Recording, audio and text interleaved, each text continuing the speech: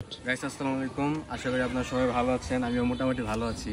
তো গাইস আমি রিসেন্টলি একটা অ্যাক্সিডেন্ট করছি, তো দেখতে পারতেছেন নীরব, এখানে একটু দেখাও। তো এই যে আমার পায়ের অবস্থা, এই যে হাত, আর এই যে মুখে পাইছিলাম অনেক ব্যথা, এদিক দিয়ে আছে। তো অ্যাক্সিডেন্টটা আসলে গাইস বেসিক্যালি হচ্ছে আমার নতুন রাস্তা ছিল, পরিচিত না আর কি। তো আমার স্পিড ছিল 80, তো 80 স্পিডের সামনে একটা স্পিড ব্রেকার এসে পড়ছে। তো এটা আমার ফলস ছিল যে আমি খেয়াল করি নাই।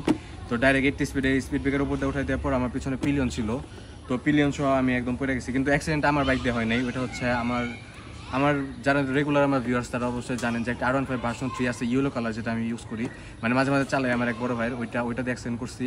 তো এই আর কি। আর আমার এই বাইকটা গাইস মনে হয় খুব তাড়াতাড়ি সেল দিয়ে দিবে, কারণ বাসা থেকে আমাকে আর বাইক দিবে না। তো এখন একটা ভিডিও করার জন্য বাইক নিয়ে আসলাম। তো গাইস এই পর্যন্তই। আর গাইস আমি ইউটিউবে কয়েকদিন পর রেগুলার হব। তো আপনারা সবাই আমার জন্য দোয়া করবেন গাইস, যাতে আমি তাড়াতাড়ি সুস্থ হয়ে যেতে পারি। আর সামনে হচ্ছে আমার টেস্ট পরীক্ষা, যেহেতু আমি এবার এসএসসি ব্যাচ 2025 সালের। তো সবাই আমার জন্য দোয়া করবেন। আসসালামু আলাইকুম।